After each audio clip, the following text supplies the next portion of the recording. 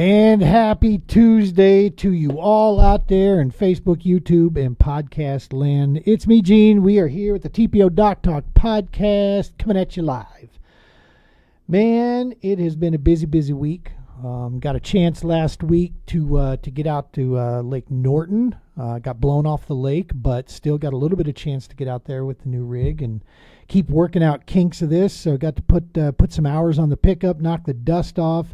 Slept in the pickup, man. Hotel Silverado. I got a chance to check that out and see how it's going to do. You know, it's easy for you short guys out there. But for those of us that are over the 6 foot range, sleeping in a pickup truck, you know, is no fun. And for our guest tonight, it would be impossible, I believe, not unless he could detach the lower part of his body to fit in there. But yeah, it's when you start getting a little older, man, a couple nights. My brother Jason told me, you know, it's good for a couple nights. After that, you're like looking for that hotel. He's not wrong, because after about 2 nights, I'm like, dog, why are these things aching? But nevertheless, it was still a good time. Norton, Kansas, Hillcrest Motel, chipping in and helping us out for this event coming up. So hats off to them. They don't have social media, or we'd be putting their stuff up here for them. But Hillcrest, hats off to you guys. If you're in the Norton, Kansas area, check them out. Young man owns that motel there, and they're a lot of renovating, a lot of cleaning they went through, so it's a good deal.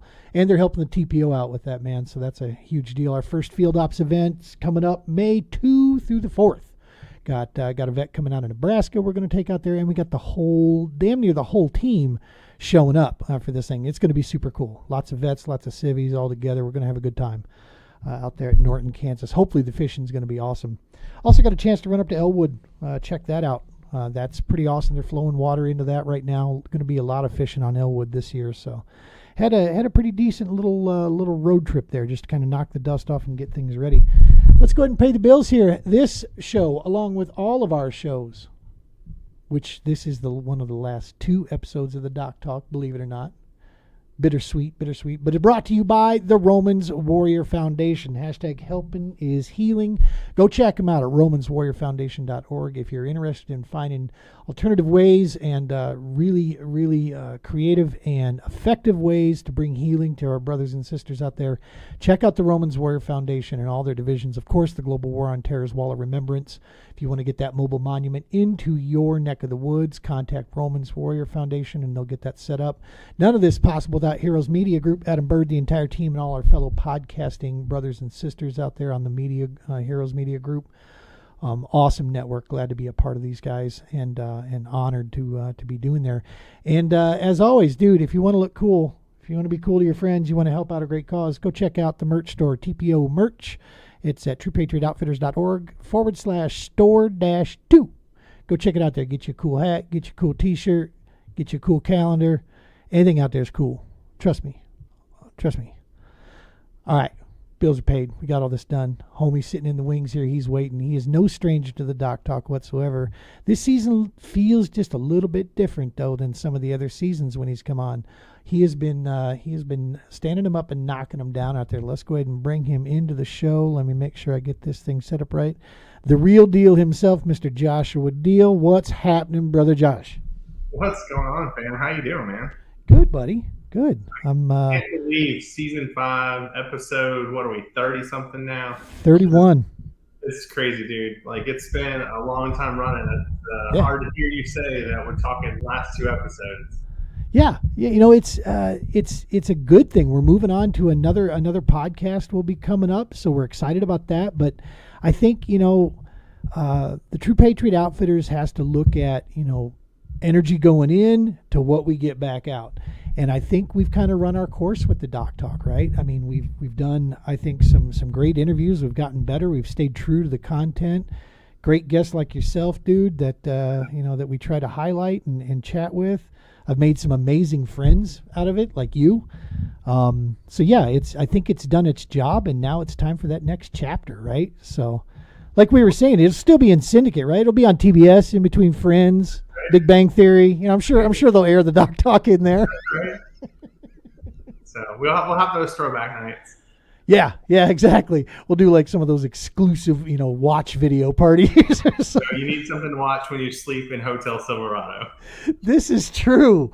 Oh my goodness. Yeah, I'm not sure where I could get a camera now. I was kind of crumped up in there, man. Yeah. So let's talk, dude. Let's go with the low hanging fruit here. Bassmaster National Championship. You go down to Lake Fork down there and put the kung fu on it, man. That was a hell of a derby for you, dude. And you want to talk about getting blown off the lake? That was one rough sequence. I mean, the weather was not nice. Every day of practice was 30 plus mile an hour winds, sitting in timber fields and 2 to 3 foot waves, and just dodging stump fields and just trying to figure it out and dissect it. And then we had one break in the weather in practice, and that was it. That break in the weather in practice was all we had, just that short period of time, that single day. And to be honest with you, that day was not very friendly to me. But we made the best of the situation, scattered a lot of the lake, got a lot of things covered, and, learned what I needed to learn. Tell people all the time, you don't have to catch fish in practice to succeed in the tournament. You just need to know what you don't need to be doing. Right. That's just as important as knowing what you need to do. And so I spent some time fishing the moment and really dissecting the area. I had history with the area, and I put the pieces together. I freaking caught a PB in my last day of practice. And then that night after I caught my PB, I blew up my trailer. And then I spent the entire last day of practice in the trailer shop getting my trailer repaired. And then went into the first day of tournament, which was canceled due to high winds, probably the highest winds that we saw the entire week. And then we actually had competition. So I had 2 down days where I didn't accomplish a whole lot other than getting rigged, trying to keep my mental fortitude straight and going, okay, this is what my game plan is, this is what my ideas are, and this is how we're going to try to dissect it. See, and that's, that can actually sometimes be a snake bite, man, is having too much downtime, because especially if you're, a chronic overthinker like me, dude, I will find ways to just second guess, 3 ways to Sunday. And next thing I know, now I don't know what the hell I want to do. So I'm deciding tournament morning. That's why the tackle shops love us, because we start second guessing on that. I mean, everybody at Lake Fork should have been running discounts, because I guarantee anglers were running around left and right, maybe I should throw this, or maybe I should pick that up. And I guarantee I left with more tackle than I needed to buy while I was there. And it's just par for the course. Add it to the collection, and it may see the light of day again, and it may get donated at some point in time in the future. Easily. You were talking about a lot of times in practice, figuring out what not to. Dude, I am really, really good at eliminating water in practice. Sure. What I'm not good about is remembering I got to save some water to fish on tournament day, because I eliminate too much sometimes. Well, I mean, let's see. This is the first time that I have maximized practice. So we had 5 official days that we could practice. It was Friday, Saturday, Sunday, Monday, Tuesday. And for the first time ever in my career, I took every day to practice. Wow. I got in Thursday and I scouted ramps and just looked at watercolor, looked at situations, looked at water levels, and was just like, okay, this is what my game plan strategy is going to be. I'm going to break it down. I'm going to hop around a little bit, see what we can access, and go from there. And got out in practice. It was windy as heck, and just made the best of the situation. I had one breakdown moment in practice where I was completely fed up. I was getting my teeth kicked in, and the winds were rough, and I was taking water over the nose of the kayak almost all day long, and just frustrated with the day. And I had to let myself spin out for a moment and then go recuperate and reset my brain and go, look, we know how to do this. We know how to manage this. Be patient, continue to work it, and it'll come. And that's what it did. Dude, that is awesome stuff, brother. I got to tell you, number one, I had such a ear-to-ear grin watching that leaderboard and watching you where you were placed in there. Love seeing, because I know what I know about you is that there are not many, if any, people that work harder at this and have been doing this, dude, you have a work ethic that is second to none, brother. And so seeing you get some, get that success like that is so freaking awesome. And dude, you're just a hammer. I mean, you could catch fish in a bathtub. I'm sure of that. And so it's cool to see it all come together. That's wild though. So you say you took the full practice there. Is that something you're looking at considering doing from now on? No. What's your normal routine on practice? So that's actually a really good question. To be honest with you, I think you're the first person to ever ask me that. So when I go to a lake that I've been to before, because I'm trying to fit so much stuff into my schedule and I work a full-time job, I do not give myself more than 2 days of practice on a lake I have been to before. On a lake I have never been to before, I give myself 3 days of practice. Nice. I give myself that extra day just to kind of dissect a little bit more water, just in case I go in the first couple spots are a bust. But the reality is, like, I try to always give myself 2 days and then 3 if I've never been there before. At previous natties, I've only given myself the 3 days. I don't want to say I've regretted that. Like, at some point in time, you can overfish your practice. Yeah. And with Fork, there's a lot of places on Fork I had never been before. And I'm just like, look, I really want to take some opportunities and look at some different stuff. And with the wind and the situation, if I didn't have that many days of practice this round, this thing would have been maybe a little bit of a different story. Not that I couldn't have figured it out, but I don't know if I would have finished top 5 versus, maybe top 20. Right. I mean, there's just a huge separation there. And I probably had a chance at more than I'd put up. But I made choices. I made a spur of the moment choice at the end of competition to make a swing, right? Yep. You see it all the time. You see it in the elites. You see it in the opens. You see it in the kayaks where, somebody gets that bug at 20 minutes before line's out and like, I'm just going to go do something wildly different. And then they go net a 7-pounder and it changes the landscape of the tournament. Yeah. I made that pivot in competition at Fork, and it didn't pay off. I climbed my way up the leaderboard. I got myself to 106 3/4, and I was like, look, I feel like I need one more fish. I did not know what the leaderboard looked like. I just know that my buddy and our projections were that it was going to take 110 to win. And so the entire time that I was on Fork, I was shooting for 110. 110 on a single day, had to have it.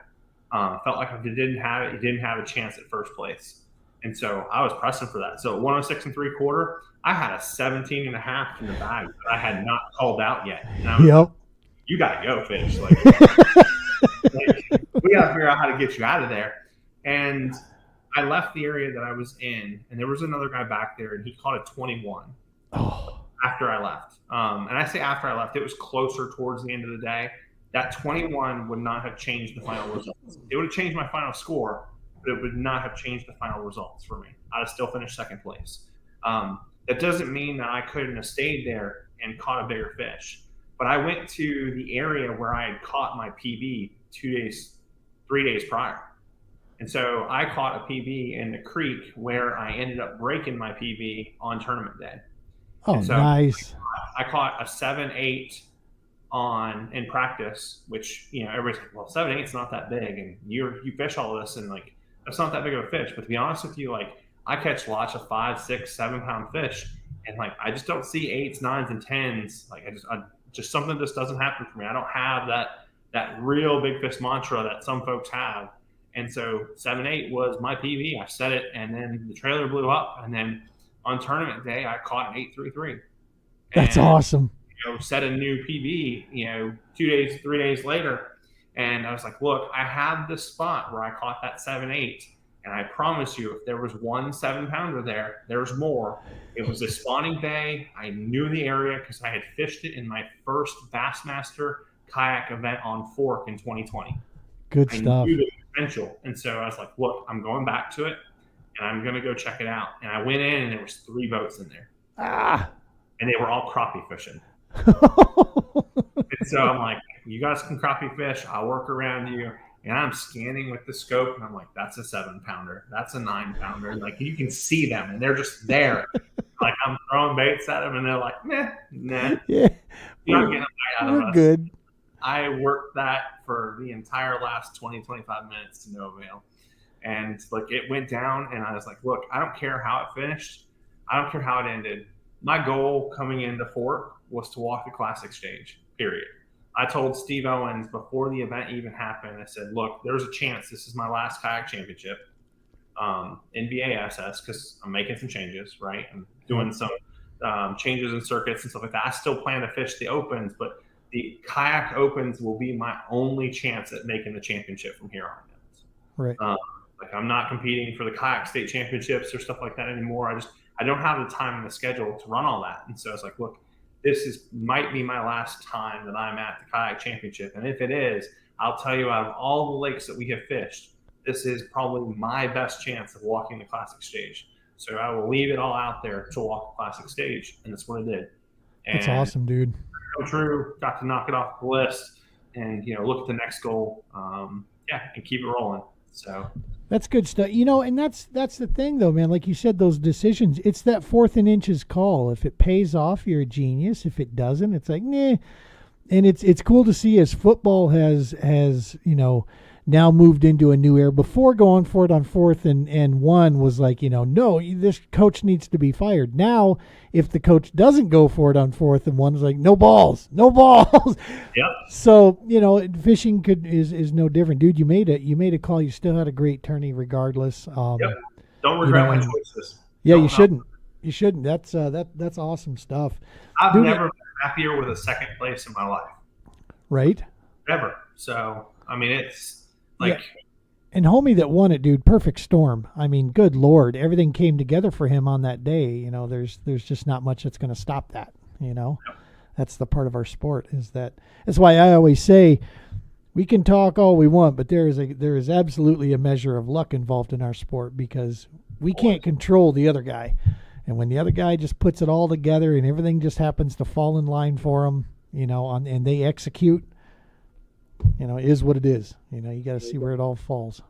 Yeah, and there's the luck factor. The luck factor is critically important because fish still have to eat, right? And the right fish still have to eat. So there's always that luck component. And then there's the science behind it, right? I fished in an area with 2 other kayakers that were there most of the time that I was there. And to be honest with you, the separation was the recognition of a 100-yard patch. Wow. And that was the separation in catching 20, 21, 22-inch fish and catching 14, 15, 16-inch fish. Right. And so that recognition, I've said it before, I've made social media posts about it. So many tournaments are won in tiny areas where, when you look at the graph, there's just circles on it. Or right. Where people have done loops and repeated the process and fished the same water they've been fishing for 2 days or all day or something like that. That's exactly what Fork was. That's awesome. And it was this tight-knit area. And, when you can locate those hot spots, look, they always say don't leave fish to find fish. There's a point in time where, at some point in time, you probably have to give up on those fish or make that call to try and swing big. But the reality is, you got to work that and understand where that separation is. I've had it beat me before. It beat me at not Logan Martin. It beat me at Smith Lake in Alabama once. The fish got up and moved overnight. They were in a tight-knit cluster, and they were real stacked up in an area, and overnight they shifted a quarter mile. Dang. And it took me half a day to figure it out. Wow. That's good stuff, man. This is your first season, too, fishing, isn't it, out of that XTR, right? You got that big, your battleship going there? That is my battleship. So you've been in Hobies and Natives, and now you got the Bonafide XTR. How's it doing so far? You liking it? No, I've never competed out of a Native. Oh, you didn't? I thought you had a... I do own a Native, and I bought it with the intention to have it as a secondary boat for certain events, and I never used it that way. Right. That Native has been out with me in the seat 3 times since I've owned it. And up until this year, I have done everything on Hobie. I've won state championships. I've won national events. I've won big bass events. I've won everything has been from a Hobie. And nice. I pulled the plug at the end of 24 and said, look, I gotta make a change. Yep. And there's some reasons behind that, and I'm not going to get into those here today, but I'm constantly contemplating you know, to tell more of that story or not. I'm contemplating whether I'm going to put something out because I think there's a story to be had and there's a truth that I want to have told. Yep. Hobie has been a huge part of my career up until the end of 2024, and I walked away and I went to Bonafide and I bought the XTR 130. We rigged it out. I even got offered, from my dealer, they're like, "I'm gonna be on the national team." And I said, "No, no, no." I said, "You need to hold on for me for a second. I need to know that I love this platform and that I want to be in this platform before I go asking to be a part of a national team. I need to know that I can respect and appreciate the brand. This Yep. isn't my first Bonafide. I have an SS127 sitting in the garage, but I have never been a competitor out of the Bonafide. Right. So getting in the XTR, setting it up right, building it to my specs and to what I wanted to see the boat do, I've done that and accomplished that. And now, if the opportunity presents itself, different conversation. But That's that awesome. XTR is my 2025 ride. That's awesome. That's awesome, man. Yeah, and it's always you never know how it's going to go when you grab something, a new variable in there. So it's cool to see that it's working through. And so, not just on the kayak scene, but also, I mean, you've always competed on both kayak and boat. You've done that, and you're running that out of your Vexus, right? That's right. Yeah. Yep. And so, was this when I'm looking at here back at the beginning of April? Was this a Toyota series or was this a BFL event? No, that was BFL. So we were on Hartwell last week. Hartwell, yeah. Yeah, we were on Hartwell last week. I finished 15th and got my first MLF check last week on Hartwell. That's awesome. Had a good tournament, had a good practice, was able to put some things together. It's part of a transition for me. Although Clarks Hill is my home lake, the Savannah River chain is tough for me because it's herring fisheries. I tend to excel better at grass lakes. We've had that conversation in the past. Yep. But I mean, and most of the stuff behind me comes from grass lakes. It's funny how that works. But it's a herring sequence, a lot of clear water, a lot of challenging stuff. And so, I told myself that if I was going to make a run in the boats in 26, which is legitimately part of the plan, that in 25, I needed to work out some of the kinks and challenge myself on the MLF side. And so I did. And so I went in the Savannah River chain. There's a great group of anglers in this region that know these lakes inside and out. Probably get more time on them than I do nowadays, but it's been worth every bit. So that's awesome. 3 events this year, cashed in my 3rd event, so that's solid. I got a really good point standing right now. In the crew, I'm probably going to make the regional and continue to build. The next event is actually here at Home Pond in Clarks Hill, so that'll be a bonus. It'll be in summertime, which is one of my favorite times here. And then we'll be back to Hartwell for the 2-day. So. Hartwell's a beautiful, beautiful lake, man. I didn't get a chance to compete on it, but the wife and I did do a little mini vacation there. We rented a pontoon, drove around for a little bit. And yeah, that is a beautiful body of water over there. Absolutely. Big, very big. I like big water like that. All the fingers and the creek backs and such. It's funny to me because I felt that way. I felt like Hartwell was huge until I went to it this trip. So when I went to it this trip, this is the first time that I've been to Hartwell in the bass boating competition. And this is the first time where I felt like Hartwell wasn't as big as I thought it was. Clarks Hill is a bigger lake, in my opinion. 65, 70 mile an hour can really shorten a lake down. That's right. From mid-lake to the south end in 10 minutes. Yep. Right? And I was like, well, that's not as far as I thought it was. I got a little more room that can run. As long as I don't run 35 miles up the Tulu, we're fine. Right. Furthest distance I ever went was 48 miles, and that was at Old Hickory. I ran all the way up that river chain to find grass. Because I could not find grass that I wanted, and I found it that far up. I mean, did you see what Dustin Connell did at Gunnersville? I didn't see the details. 70? 70 miles. He went all the way up to the dam on the north end. So launching out of Goose Pond all the way up to the dam, heck of a ride, long, windy, rainy, nasty, and I mean just a grueling trip up. But he absolutely went up there and smashed them. when it pays off like that, you can't blame them. It's again, it's that 4th and inches call, right? It's like genius, well done, awesome move. Well, and there's fishing your strengths too. Yeah. I mean, he caught some fish on Gunnersville that people don't often see. Like, when's the last time you saw Gunnersville throw out a mag smallmouth? Right. In competition, and have that fish hit the scales. Right? How did that happen? It's just awesome. A different fishery. And he's just been one of those quiet dudes that just keeps winning big events. I mean, he's Mr. Clutch, right? This guy, he just waits for the big event and then just knocks it out of the park. I mean, when you hang with Jacob Wheeler all the time, yeah, can't be a bad thing. Yeah, there's some osmosis there, and he's won 3 red crests now. I mean, he just, yes, he's won 3 tournaments with a payout of $300,000 a pop. Yeah, so I need that in my life. Yeah, he's doing it right there for sure. Want to give a shout out to the guys joining us here, tuning in live, and throwing some comments. Mr. Jason Ginger, part of the TPO team there out of Missouri. How are you, brother Jason? Another TPO team member out of Colorado, Mr. Jason Lovell. Then our buddy out of the Colorado kayak scene here, Mr. Craig McMillan. How are you, Craig? Appreciate you guys tuning in. I'm pretty sure Lovell's driving truck right now, so he's probably listening to us more than anything. Let's hope he's not watching, because I think he's got dual trailers or something behind him or whatever. So no watching, Jay. You're on the road. That's right. That's awesome stuff, man. And, the BFLs were such a cool event series. I actually I fished a few BFLs up in Minnesota, Wisconsin area. It's called the Great Lakes Division. Mainly it was on the river. Like 3 out of the 5 events were on the river, right out of La Crosse there. And then that's where I actually grew to love lacrosse, love and hate. Hate getting beat by the river rats all the time, but also love the fishery.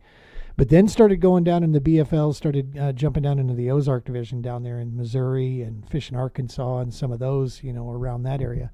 And, just loved, they ran a good show. It was a good tournament, run real well. The guys there usually, were pretty decent through and through.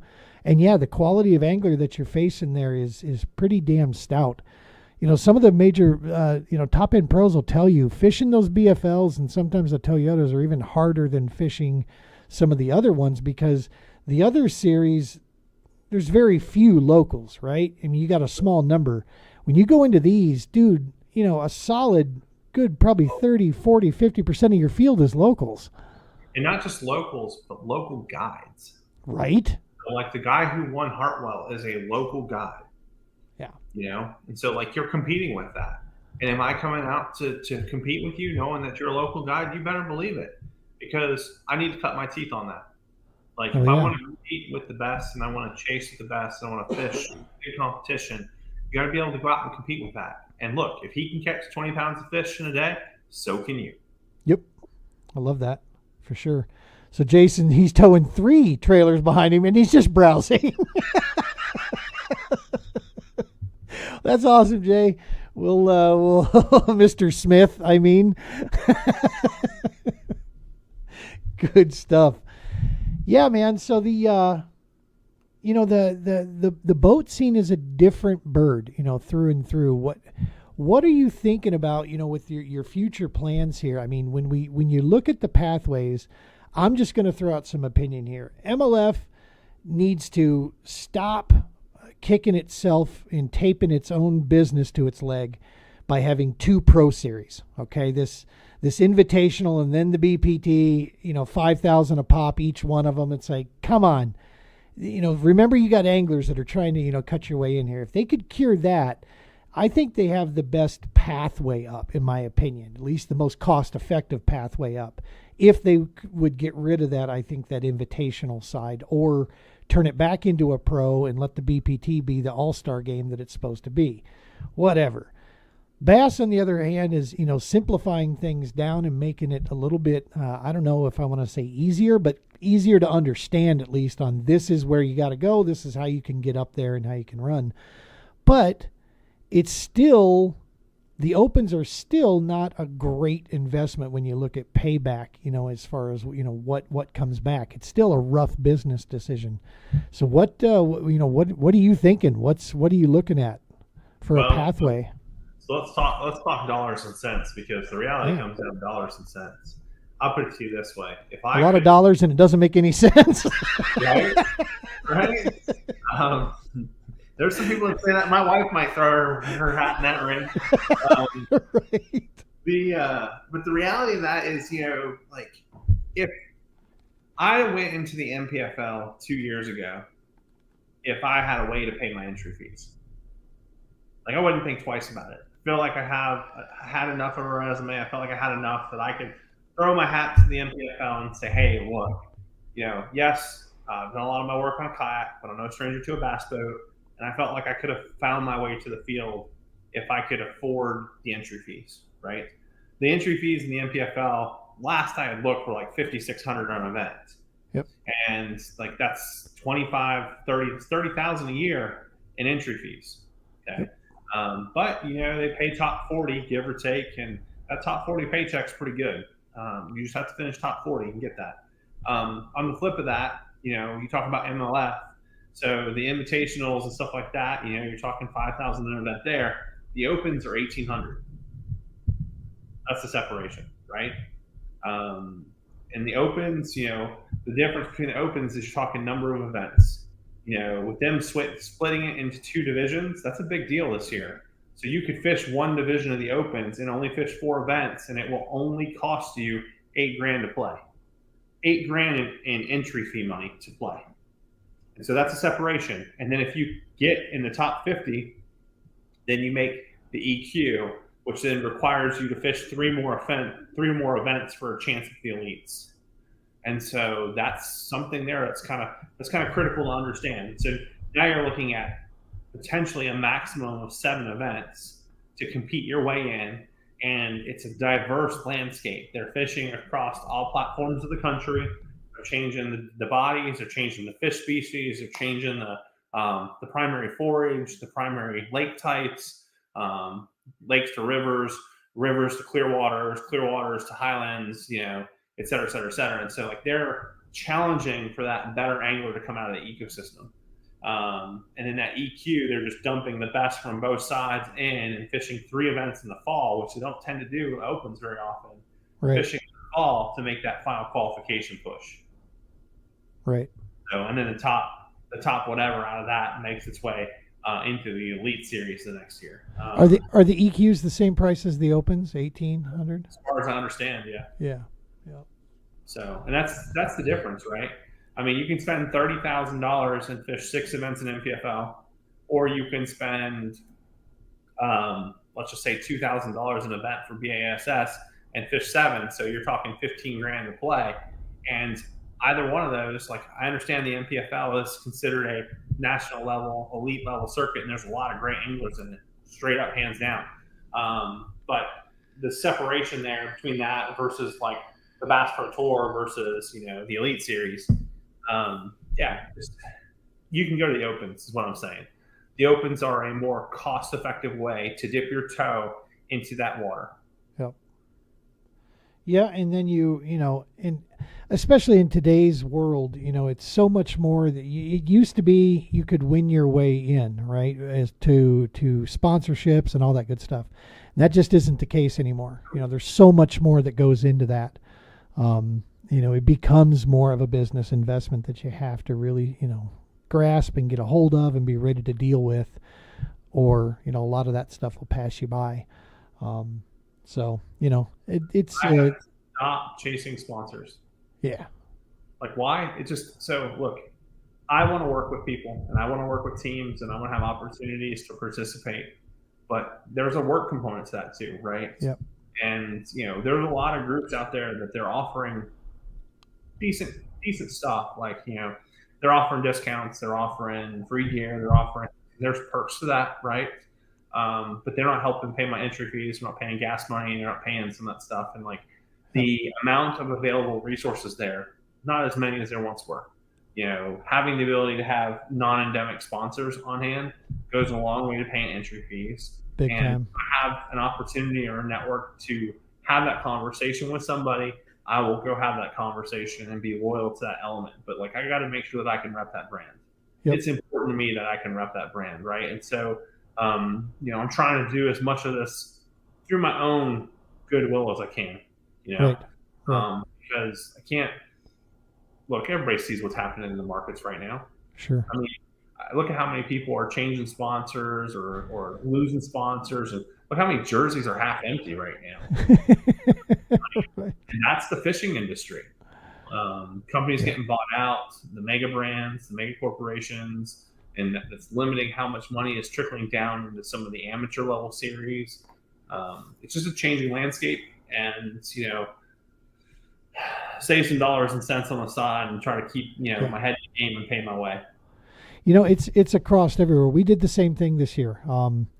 I haven't made the official announcement, but we saw it take place there. Because for us on the TPO side of things, that's really where my focus is at. It's not looking for sponsorship for competition per se. I'm just looking for, that would be additional that we would offer to somebody. Ours is, can you help us with the TPO? Help us with these deals, put in there. And that's why we've narrowed down and, this year Blackfish All Terrain, they've had some changeover, some things happen there, and that one stung just because I've been with All Terrain for almost 8 years now, and they're my longest running. So yes, there's still a discount there, there's still a pro staffing opportunity there, but as I said, that's not really my focus anymore. I'm not trying to be the tackle guy. I'm not trying to be the guru, this and this. We've got work that we're doing, and it takes a good collaboration out there. So yeah, it's tough. Companies are being forced to kind of do some stuff. I made a little reel on this too. Tell me what you think about this. I think we're going to see as the China tariffs take effect. I think we're going to see if that does go the way we think it does. I think you're going to see the tackle industry is going to get hit pretty heavy across the board for new stuff coming, because China's been a main supplier of like tungsten out the Yang and freaking some brands terminal hooks and things of this nature, because it's cheap to manufacture it over there. And so if that's not the case anymore, that could there's quite a few companies I think that are going to feel the ding of that. What do you think? I think that we're going to see some change in the tackle market, that's for sure. What that change is and how bad it's going to be, I think, is yet to be understood. Right? It could be really catastrophic. The numbers could change drastically, especially in the tariff market. Like I don't know the man personally, but Tim Percy out of Canada has made brackets and mounts and steering kits and stuff like that, and the cost and the ability to ship and move stuff into the United States for him from Canada has gotten really difficult, to the point where they've had to shut some of that stuff. He's having to manage that differently. Let me rephrase that, because I don't have the full insights there. Yep. And then I saw a post from the folks in Catch that they can't ship to Canada because it's no longer cost effective for them to ship to Canada because of the new costs and taxes affiliated with that. And so that's already those are first impacts just in my immediate ecosystem. I had Percy steering on the Hobie. I had Percy plates on the Hobie, helping protect that investment. I have a catch board. Almost everybody on the circuit has a catch board, right? Yep. It's the standard, and the ability to ship and move that now is going to be problematic. Yep, for sure. And hopefully this, things go in a direction and things get cleaned up properly. Who knows? Right now there's a lot of hype, a lot of news. It's selling articles really, and I think that's what it was meant to do. And so it just gets going. I don't think any of us know what the ground truth is until we really see it change. For some of those folks that are high up in specific portions of industry, yep, yeah, nice. Exactly. And Tim Percy has been supporting the community for a long time, making a heck of a product. And so he's had problems with shipping, and he's had a lot of shipments go lost and issues with that, and it's a hot mess. And I keep an eye on his stuff because he makes great products. I mean, shout out. That's awesome. So, I respect people who put together a good product, straight up. And totally. That's where it comes down to. Love it. So you got BFLs. Now, are you going to be doing some boat stuff at the state level? Is that where your focus is going to be cranking over to? So right now on the bass boat side, I fish a local club circuit. I fish the Georgia Bass Nation, a Georgia Bass Nation circuit here, and then I fish and the BFLs in the Savannah River region. And really, part of that increase is for me to increase my water time, exposure time from the boat perspective, my competition time from the boat perspective, and then to also work on some of my travel kinks. Look, it's a huge difference packing out to run the bass boat versus packing out to run the kayak. And so working out some of those bugs before I jump big circuit. I had some failures in my first MLF event this year because I did not have my boat packed the way that I needed to have it packed to effectively compete. And so I made those changes going into the second tournament and then made even more changes going into the last tournament at Hartwell. And so that will give me a better launch platform so that those things distract you as an angler. Big time. And so the more that you can solidify that stuff and make that sound, the better off you'll be in competition. Yep. You know, when you're driving along and trailer blows up, or you know, you realize that you got to the ramp and you don't have your chocks, so you can't unhook the boat from the trailer. You can't unhook the trailer from the truck, or you know, you forgot this, that, or whatever. Or you didn't realize that you needed a heating blanket in for your batteries to keep them from freezing because they're lithium and it's 17 degrees outside. Those kinds of things come back to haunt you, and like you have to figure out how to manage those. And that's time that you're not rigging tackle. That's time that you're not doing map study. That's time that you're not thinking about tomorrow's weather conditions. That's time that you're not, you know, keeping your head in, and you have to be able to get that out of the way. That's awesome. Yeah, and it's when you're talking to this, it's talking when you compete at the level that you do and you compete the way you do. That's that's critical. You're looking for that that efficacy in your processes, to come through. So that's super cool, man. Looking here on your XTR, I'm looking at one of the videos on your site here. See, I just added this back on mine this year, and that's that horizontal rod storage. Being able to set just some ready rods, just rods that, for me, what I keep there, I have no problem telling you. I'll keep like a Senko worm on there, and I keep a jig. Those two things stay right there for me, because if I'm throwing a crank or I'm throwing, top water and I get a blow up and miss, I got that follow-up bait that is quick and easy. I'm getting to it and trying to get it in there quick. And so that's, you keep yours on the side that I like to reel fish in on, though. So I keep mine on the right side. So I keep mine on the left because I like to put fish on the right. However, there are videos of me boating fish over that rod setup. I don't really have any problems with it. Are they strapped on? No. So they can't fall? No. Have you lost any yet? All right, so we're going to go into that. I'm glad you asked that question. So the way that I have this set up is so that I prevent myself from losing them. If you look at my hook loops, they all turn inward. Yeah. And so I have it all set so everything faces the kayak. For a rod to come out and go in the lake, it has to detach and go over the rail system. I got you. I've taken the clips off. I've taken the rubber bands off. I've taken all that stuff off. There are guys that have that vertically on the outside, facing outside, so that they pull out. Oh, my Those gracious. are the guys that I think are going to lose rods. Right, for sure. Like, hey, isn't that system in your way because it sticks out so far? The answer is no, it's not. I have netted fish on my left side. I have been very strategic about that placement. I was spoiled in the Hobie. In the Hobie, I could put two rods on each side of me inside beside my seat, and they were always pre-staged and ready to go. So I could bend down, pick one up, and move it and switch it and flip back out again. Nice. On the XTR, I needed a solution. That solution was those Yak Attack mounts. That's awesome.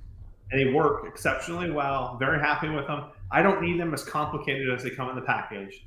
I just need the two mountain points, slide them out to the left-hand side, and then keep them a little forward of you. Keeping them forward of you is important for you to net fish. Because when you put them to the left back, of you, or like to the left side of you, they're more in your way. And so when you're in that XTR seat rotates. Yep. And so you can Welcome to the club, baby. Right, and I can reach over with that net and just scoop it right up behind the rod butts. No That's problem. awesome. Or I can switch hands and do the same thing from the left side. And so those aren't in my way. That's awesome. In the XTR, something I didn't do in the Hobie so much, I boat flip a number of fish in the XTR. Yep. Which it just, the seat angle, the position, the amount of space that you have from the surface of the water, it's different. So it's so much more convenient. Medium-sized fish, just boat flip them. You know, anytime I'm out of Colorado and I'm not using 6 pound, I'm not using freaking angel hair fishing line, I will get back to boat. I boat flip just pretty much constantly because especially on the new canoe, we have such a low draft. It's easy to get him up and in. So Jason, who fished in his first tournament last weekend there, he just says he just lost one rod last weekend. He needs a holder. Yes, you do, buddy. Got to get that on there. But from my boat, Table Rock has two different events that I went to Table Rock, 2 total different years. I kicked reaching for my motor, to grab my trolling motor and deploy it. I kicked a freaking rod off the deck and into the water. Did that 2 separate years, 2 separate tournaments. And so I've donated Table Rock, a decent amount of tackle over the course of years when I was there. I got tired of that little drill. Now, what's this? Let's see. I see another event that you were going here, a team event that you were doing. That's also out of the boat. Is that right? Yeah, that's a local club event. Well, local club. So there's a local club event, and then there's a little bit of a local regional event. We have this thing in the area that's hosted by Haddon Outdoors called the Super Six. Nice. So they, it's a high entry fee, team tournament. And a snazzy belt. And so that's my club. The snazzy belt's the club tournament. So nice.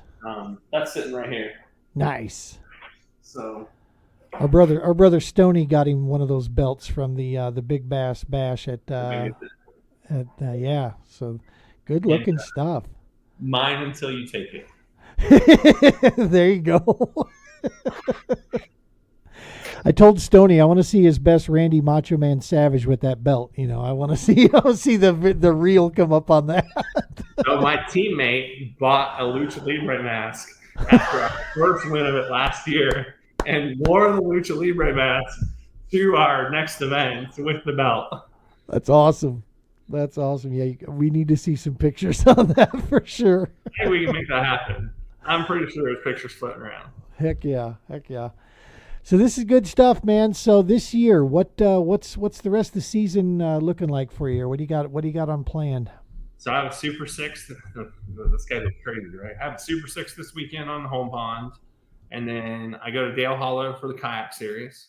And then I come back, and there is a $30,000 payout event on Clarks Hill called the Clarks Hill Classic. It's a big event, and for the first time, it'll be a 3-day event versus a 2-day event. Wow. So that'll be interesting. You'll have to qualify for day 3. It'll be a team tournament. So me and my co-angler, Big Smoke Kev, we'll be out there together doing what we do and trying to make the best of it. And then after that, I think we have Champlain on the kayak schedule. I got another Super 6 on the books. I've got MLF on Clarks Hill, MLF on Hartwell, and probably the regional, which will be on Norman from what I'm hearing. And so, I got a busy season still. A lot left in the tank. I probably have 15 events left on the schedule this year. You're a busy dude, man, and none of this happens. I mean, none of it's possible without one hell of a support system. Talk to me about Mrs. Real Diehl. I mean, this woman might need a statue made. I mean, the amount of time she gives up, and just how freaking awesome is that, though, man? Just to support your passion, support what you're running down there. Talk a little bit on that. Like I said, we'll look into the statue thing for you. She offered to fly to Texas when I finished second, and I told her no.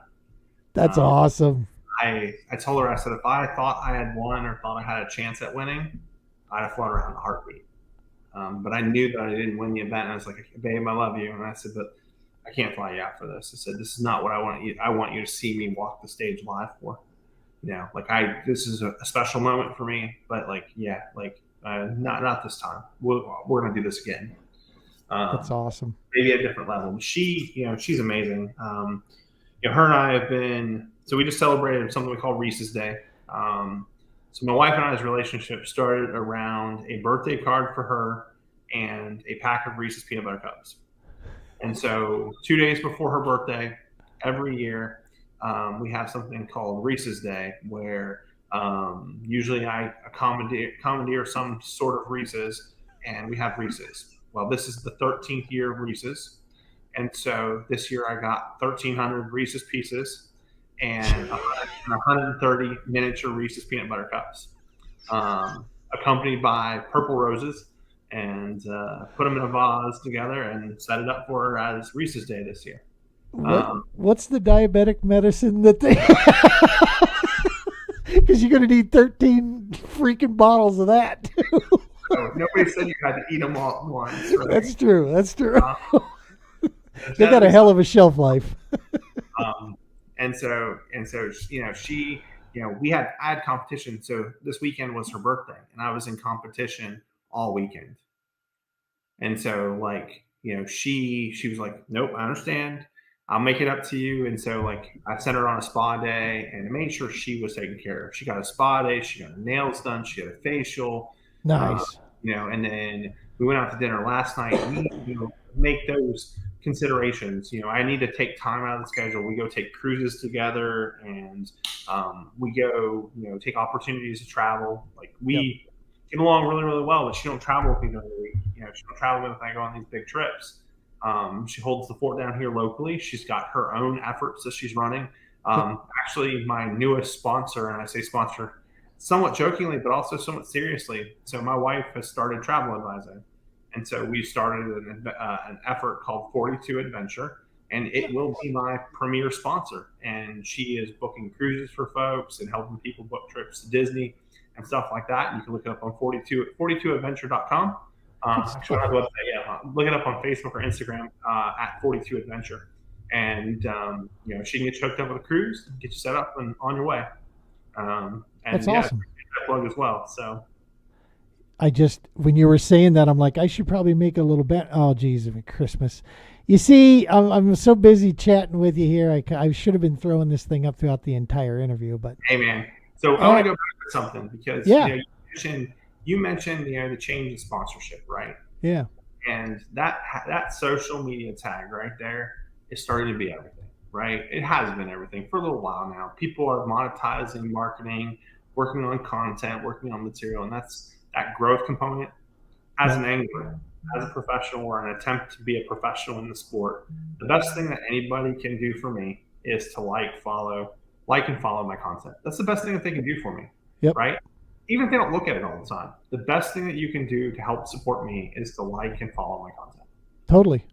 And we talk about this, and for those that are listening on the audio platform, that's at Real Diehl. His last name, Diehl, Real Diehl Fishing. So make sure to get out and do a like and a follow. It's a huge way. We're the same way at the TPO, man. I tell people all the time, look, if you're not in the position to donate financially, totally understand that. If you're not in a position to volunteer, totally understand that. You can do a huge, huge service to us by simply giving us a like and a follow and a subscribe on YouTube. That is a major help. It expands our reach, and it helps us when we're talking to those potential financial backers, that when they see what kind of reach we have with that stuff. So it's a great way and easy way to support some stuff. So we're going to follow up on this whole travel thing here. I'm going to have to chat with you and get more information on that. And absolutely, man. Fire that out. We've got, I know at the Romans Warrior Foundation, we've got Semper Fi Travel. That's kind of a little effort that Brian Roman's wife, Shannon, I think she's heading that up quite a bit. So it's a cool deal. And my wife is the one that takes care of all of our travel. Like you, she doesn't really come with me on most any of the stuff that I do. She has once. She came with me down to Lake of the Ozarks with the boat, and she enjoyed the first couple hours when we were out there during practice, because she's just kind of reading books, taking pictures and such. And then, yeah, about halfway through a normal practice day, she was ready to go in. It was like, yes, yes, let's get you in there, type thing. So, and there's, My wife has not stepped on my boat in probably 4 years. oh, wow. Like very rarely does my wife like getting her to come out like is almost impossible. Love her to death. But she like when it comes to like no, she doesn't. I have put up the umbrella on the back deck, set her up with books and drinks and whatnot, and she's like, nah, I'll pass. Not her thing, yeah. It's not her thing. And like the last couple times she's come out, she wants to hop in the lake and she'll swim a little bit while I fish around, and then and she'll just sit around and chill on the back deck. But like a couple hours, and she's like, I'm ready to go home. Yep, yep. Dude, it's not easy, especially practice when a lot of what you're doing is seat time and scanning. I mean, from a boat, people don't understand that that's a tremendous amount, especially on new water. That's a tremendous amount of your practice time is spent just literally eating a PB&J, drinking a bottle of water, and looking at screens and making dots all over your map. Just over and over, for hours on end sometimes. Or fish to this point and hop into the next point and hop to the next point. And then the wife's in the back going, why are you moving so much? Start here. This is not what I'm looking for. What are you looking for? I don't know when I find it. Exactly. I don't know yet. Well, awesome stuff, man. We got another couple. What do we got here? Yes, here we go. We got Jake Schroeder with Jake's Lure Joint on here, and yes, he should be the same on Facebook. It's Real Diehl Fishing is what you'll find there, Jake. And Josh, you check out Jake for if you're interested. He's got some awesome soft plastics he makes right here. He's a Army active duty, and he just released a new swim bait. I don't know, you need a lot bigger baits down there, but he's definitely got those too. But I'll tell you that if you're ever throwing a wacky rig, I don't know if that's against your religion or not. But I used to be the Sinker King. Yeah? Used to be. Nice. It used to be a staple. It used to be one of my primary techniques. And like one of the things that when it comes to competition at this circuit level was like, look, you need to get, I looked at myself and I was like, let me be honest. I need to be more diverse. And so like I went from having these love platform baits to I fish so many different techniques. Great with moving baits, great with crankbaits, great with worms and dragging and fishing jigs. And I have all of those skill sets pretty much mastered on that front. I struggle with Magnum swim baits. That's a space that I'm trying to fix. Like I'm in legitimate conversation with Matty Wong about going on a guide trip with Matty Wong to get a class lesson from him on how to throw big glides, right scenarios, right times, right opportunities, and how to put that together better. That's awesome, man. That's part of the word I'm looking for, not professionalizing. That's perfecting the trade. Yeah, the evolution of your skill sets. Yeah, I find the same thing, man. Is that I like to throw a lot of different styles. What I struggle with is the confidence to sit back and say that I've thrown this bait enough and that I'm switching at the right time, because I'll find myself switching and then thinking in my head, shit, maybe I should have thrown it a little bit more, maybe I should have thrown it at this. And so what I've done to play games with myself and just to hone things back in is I've just narrowed down over this last off season here for me, based on good results that I had coming in at the end of last season. Just narrowing down my focus for now. For competition, this is what we're going to live and die by. I'm going to run these things. I'm going to look for these strengths. I'm going to fish these baits. We'll change up. We'll fish the right bait depending on where we think they're at, obviously, and colors depending on our conditions. But I've simplified everything down. So yeah, I'm going to have a lot of rods, but I'm keeping it simple this year. And sticking with what I enjoy doing. Which. It is definitely cranks for sure. They're in there. I was already hitting you up with some ideas that I had on some stuff. I've yet to be able to test it out here on Colorado waters, but I'm going to give it a whirl because I know not a lot of guys will. I want to know. Sure. I want to keep you posted. So yeah. I have not simplified. I keep telling myself I'm going to simplify, and I am not simplifying. Like I still have 10 to 12 rods on every loadout. and everything is rigged differently with a different setup. I've got a deep diver, I've got a shallow diver, I've got spinner baits, I got chatter baits, I got worms, I got jigs, I got top water, I've got everything. I'm just like, it's just rigged out, and it's all about efficiency for me on the water. And so I get in there, and I'm going to fish the moment. And if the fish want to play top water, we're going to play top water.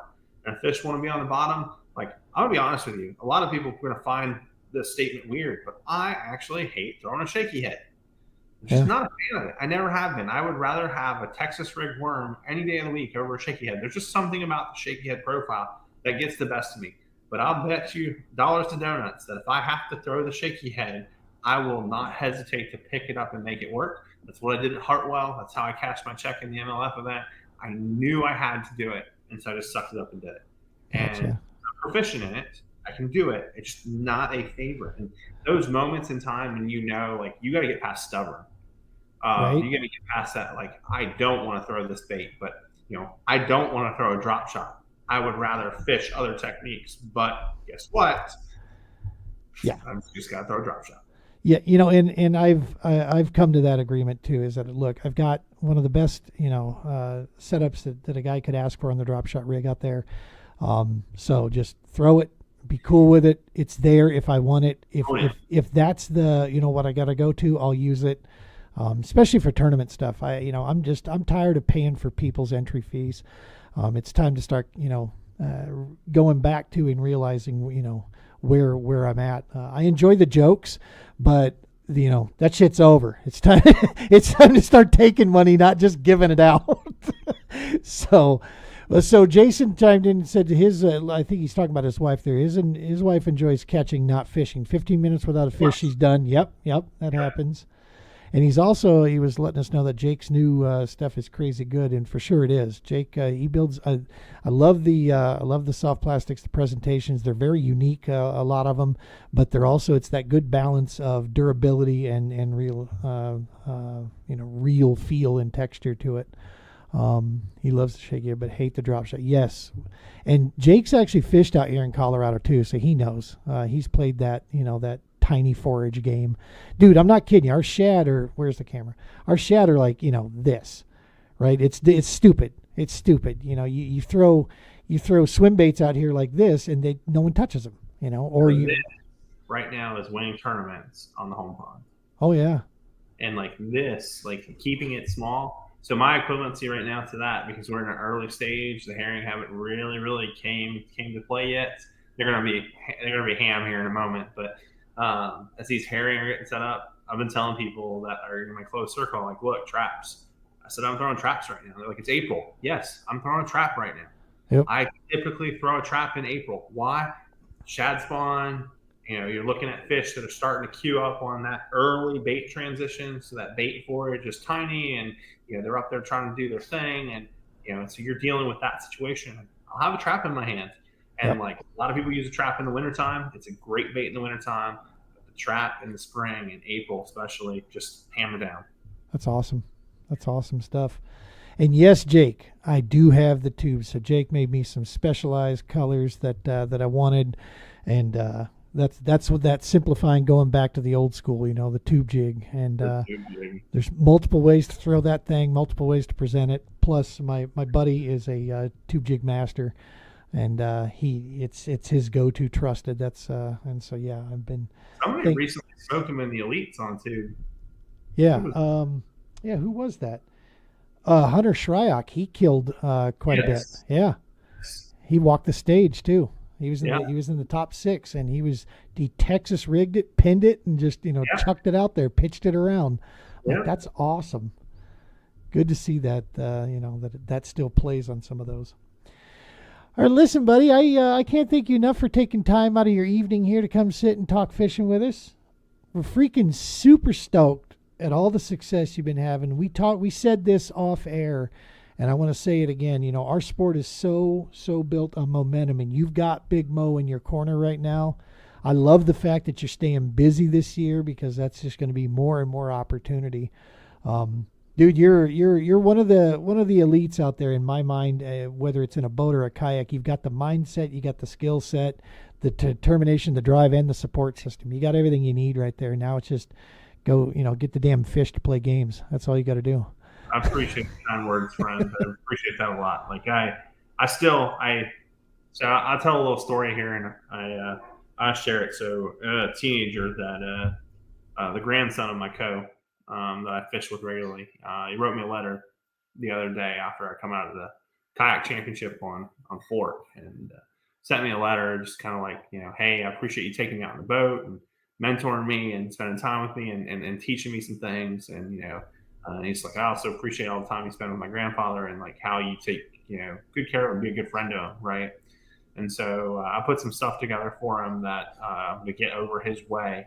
But what it comes down to is like, work hard, commit to your craft. If this is what you want, you need to zero in on it. You need to commit to it, right? There's no quit. There's bad days. There's good days. There's in between. You got to keep your head. You keep moving forward, right? Dream big. That has been on my kayak, on my catch board since day one. That's and awesome, dude. if you have those dreams and you have those aspirations, and that's something you want, what are you willing to do to help yourself get to that level? Dream big, right? Have that passion to go chase that and stay hungry. It's sentimental to me to have that spot to touch that kid's heart. Hell yeah, man. His grandfather is part of the reason why all of this sits behind me. He helped me get into the kayaks, and he helped me rig every boat I've ever ran. So cool. He's my in the bass boat when we do team events, and we ride and die together. And so shout out Kevin Fox and to his grandson, Remy Carter. So that is awesome, man. That is so cool. And it's the people we meet, dude, in this sport that separates it, in my opinion. I've had the honor to meet, guys like you. We've spent time at Pickwick and other places. We've had a chance. Hartwell, yeah, I got a chance to hang out there. Yeah, that's right. We went out to dinner there, and you just meet some really cool people along the way, and it's fishing that brought us all to in the same room, the same circle. Drew Gregory, when you introduced me to him, that was one of the funniest damn things. The two of us standing there next to Drew. Because Drew's like 5 foot whatever. He's a small dude, and then standing next to you, and I'm just like, good Lord, And he remembered that. He remembered that conversation when I had Drew on the show. He's like, yeah, I actually do remember that at Pickwick. We were sitting there talking. I was like, yeah, man. I was about 30 pounds heavier, but yeah. that it's having a chance just to meet different people all around. And when you can touch a kid, like that in a positive way where they are going to, feasibly take up the next, they're going to be that next generation that comes behind us. That's right. And hopefully they're starting their own podcast and they're out there fishing the natty and they're doing these things, and representing the sport as an ambassador, whether they realize they are or not. If you're out there fishing, that's you're right. You're doing. Nobody's looking. I love it. And there's that old saying, the difference between champions and people that aren't champions is one of them quit. And that's it really does boil down to that at some point. If you don't quit, keep digging, keep being smart, keep driving for this stuff. And obviously you can't just be blind about it. You got to be smart about it. But still, people that win these championships, the difference is they've failed more than you. That's what it boils down to, is that those few chances that they had. I saw some stats on Jordan once that was like, good Lord, he failed way more than he's considered the GOAT, and he failed way more than he ever won. But we remember the great stuff. So listen, buddy, again, lots and lots of tight line wishes for you all season long. We're going to be following along and watching you out there.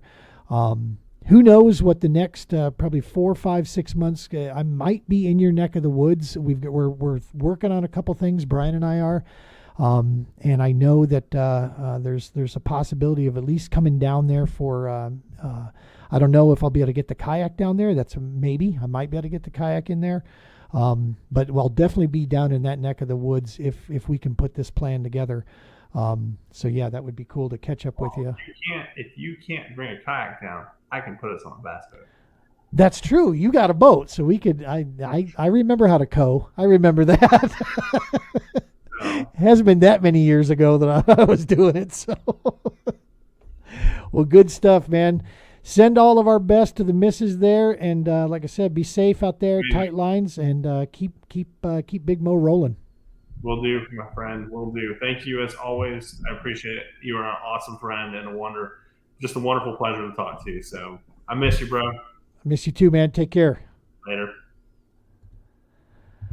All right, folks, that's going to bring this one here to another close. Make sure to go out there to Real Diehl Fishing. Go check him out there. You're going to love the content that he puts out. It's real. Pardon the pun there, but it is. It's real. You're going to see the true look at the work he's doing out there. Always fun to see the fish and the results that he's putting up. And he's not afraid to share the juice with you. When it comes to the gear that he's using and how he's doing it, he puts that out there on the page as well. So definitely follow along and see what he's going. To you folks that were tuning in here, to all of our team and guys out there, love you guys to death. Appreciate you. We got one more show, it looks like, folks. Maybe there's a small percentage that we have two more, but I believe it's next week is going to be our last show. I just need to make sure I can get the right guests together for that. And then we're going to have the Double S podcast. That's going to be going off. The Double S podcast will be right here on Heroes Media. It's going to be on Sunday nights is when we're going to do it. We'll start a full promotional package for that stuff probably later this week and get all that stuff out there so you'll see where the new podcast is coming. Fishing will be in there, but it won't be the centralized topic that we're talking about. We're going to be covering all kinds of issues, topics that matter to the warfighting communities out there. That's it's going to be our new push that we're working with. Sports is definitely a section that we're going to cover, though. Obviously, we love it, and the TPO uses kayak fishing and camping, so we'll definitely be covering that stuff.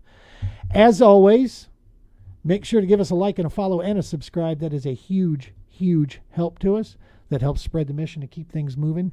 Yeah, man, that's a huge deal. Easy way that you can give us a ton of support and help. Next week, Tuesday night, 7 p.m. could be our last show. We'll be making some announcements this week through here. So until that time, tight lines. Be safe.